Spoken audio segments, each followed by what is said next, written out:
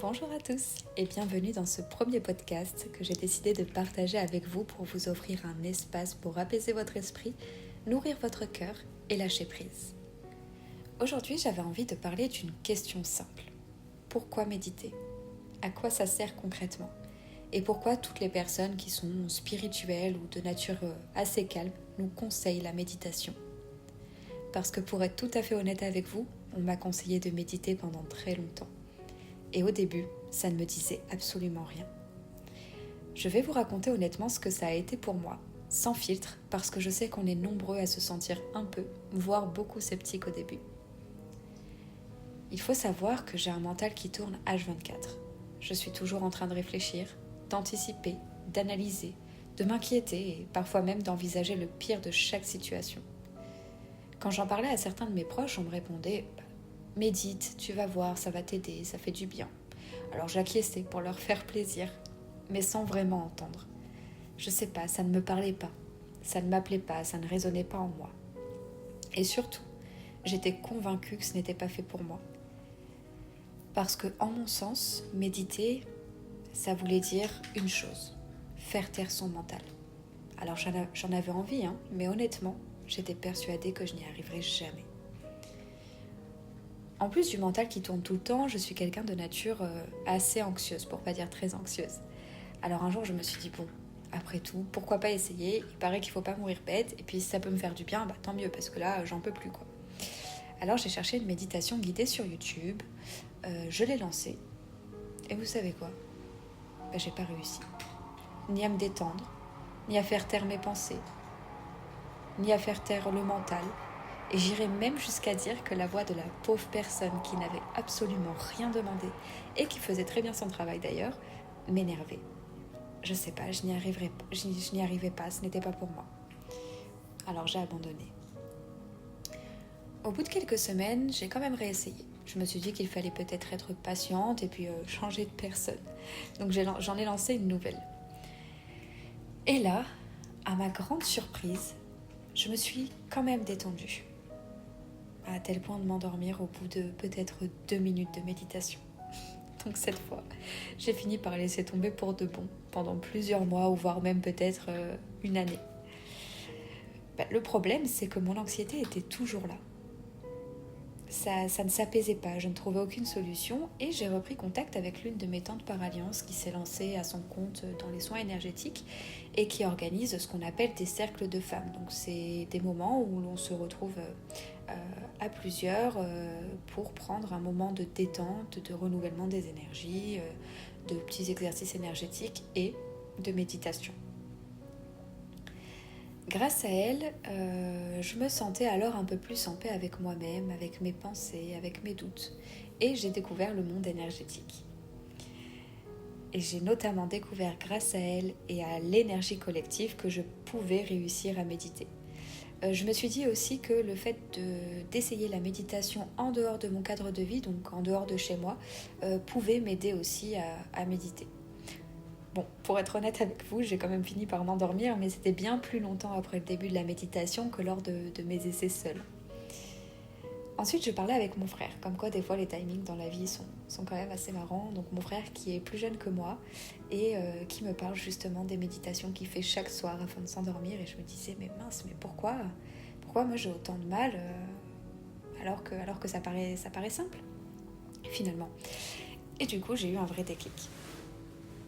J'ai compris que la méditation n'était pas réservée juste aux personnes avec la tête dans les nuages. Bon, quand je dis ça, bien évidemment, c'est sans aucun jugement, mais c'est vrai que parfois, malgré nous, on a quand même des idées préconçues sur des situations ou sur des choses. Et du coup, je me suis mise à méditer, seule chez moi. Après, il y a eu tout un process de réflexion où je me suis dit aussi peut-être que ce n'était pas que je n'y arrivais pas, c'était peut-être tout simplement que j'aimais pas et que c'était ok avec ça, que je devais pas me forcer. Mais comme je n'arrivais pas à me calmer toute seule, j'ai voulu réessayer encore et encore. J'ai acheté des livres de Joe Dispenza et quelque chose que je pensais éteint en moi s'est ravivé. Parce que la méditation, en réalité, c'est simplement un moment pour soi que l'on peut s'accorder et que l'on doit s'accorder. Et je pense que le problème avec moi, c'est que j'avais du mal à être justement dans cette énergie de lâcher prise. d'accepter que je pouvais avoir du temps simplement pour ne rien faire, entre guillemets, parce que c'est vraiment l'impression que j'avais cette impression quand même de perdre du temps, de perdre du temps en fait, tout simplement. Mais aujourd'hui, je dois bien admettre une chose. La méditation, c'est devenu mon remède quand le mental s'emballe, quand les choses vont mal, et même quand je vais bien et que je veux aller encore mieux. Alors c'est sûr qu'elle ne fait pas toujours disparaître toutes les pensées, mais en tout cas elle les calme, le temps d'un instant. Et ces instants sont devenus mes moments précieux, mon petit trésor intérieur.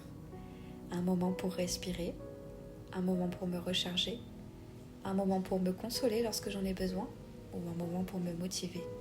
Et surtout, un moment pour m'aimer un peu plus, pour me respecter, pour écouter mon corps, mes envies, mes besoins. J'ai aussi découvert que la méditation m'aidait véritablement à calmer mon anxiété qui me pourrissait la vie avant, à mieux dormir, qu'elle me permettait de mieux me connaître, de prendre du recul sur moi-même, sur mon vécu, sur mes expériences. Et maintenant, je pense que ça peut avoir ses effets, peu importe votre expérience, votre âge, votre style de vie. Alors maintenant, pourquoi j'ai décidé de partager ça avec vous ? Eh bien, c'est pour transmettre un petit message. Je sais qu'on est nombreux dans mon cas et que comme moi, si vous tombez sur cette vidéo, vous avez certainement déjà essayé la méditation et peut-être en vain. Peut-être que vous aussi, vous avez l'impression que votre mental ne se taira jamais. Sachez que j'ai longtemps été convaincue de la même chose, vous l'aurez compris. Et pourtant, c'est devenu aujourd'hui l'un des plus beaux outils que j'ai rencontrés. Alors si vous avez cliqué sur ce podcast et surtout si vous êtes encore là maintenant, ce n'est sûrement pas par hasard. Peut-être que la méditation va plus vous parler. Peut-être que la prochaine méditation sera la bonne et que vous trouverez en elle un moment de paix. Peut-être aussi que ma voix va vous énerver si vous décidez de choisir l'une de mes méditations et que vous devrez aller en essayer d'autres. Ce qui est important de vous dire pour moi, c'est que je ne suis pas là pour vous convaincre. Je souhaitais simplement partager mon expérience avec vous pour vous montrer que si ça résonne même un tout petit peu tout au fond de vous, que ça peut fonctionner pour tout le monde. Je pense que, en tout cas d'après mes croyances, on peut se sentir appelé par une voix, par une énergie, par une âme. Alors si la mienne vous apaise, j'en serai très heureuse. Et si ce n'est pas le cas, ce n'est pas grave. Il y a plein de chaînes YouTube super intéressantes sur les méditations, sur les podcasts de développement personnel qui pourront peut-être vous aider à avoir d'autres pistes de réflexion. En tout cas, l'important, c'est que vous trouviez la voie qui vous fait du bien. Que ce soit pour vous lancer sur la méditation ou sur plein d'autres domaines. Donc voilà, c'était mon histoire, pourquoi j'ai commencé à méditer et ce que ça m'a apporté. Je pense qu'on peut terminer ce premier podcast ici. Donc merci d'avoir passé ce moment avec moi et si ce podcast vous a parlé, n'hésitez pas à vous abonner pour écouter d'autres épisodes où je partagerai des expériences, des conseils et des méditations guidées pour vous aider à trouver la paix intérieure.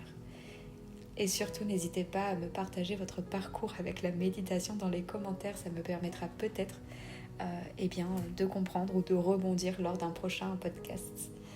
À bientôt!